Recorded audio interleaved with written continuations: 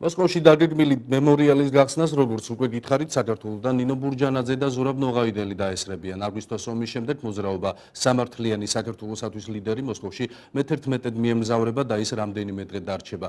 ნინო ბურჯანაძე კი თავს იკავებს იმ შეხვედრებზე საუბრისგან, რომელიც მას კრემლის მაღალ ჩინოსნებთან აქვს დაგეგმილი. ის ამბობს, რომ ამ ვიზიტებით მისთვის მთავარია რუსეთთან ურთიერთობების დალაგება.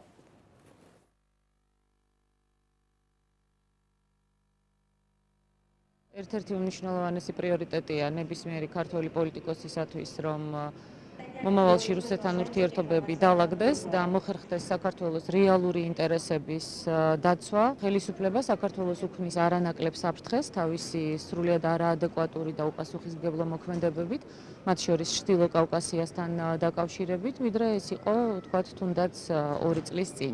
მე დარწმუნებული ვარ იმაში, რომ ძალიან მნიშვნელოვანია საქართველოსათვის მშვიდობიანი კავკასია და მხოლოდ უგუნურმა შეიძლება მუდმივად იმოქმედოს ისე, რომ ერთის მხრივ ლაპარაკობდეს რუსეთთან ურთიერთობის გაუმჯობესებაზე, ხოლო მეორეს მხრივ კი ყველაფერს აკეთებდეს იმისათვის, რომ ყველაზე მტკივნეული თემის ირგვლივ რუსეთის გაღიზიანებას ცდილობდეს.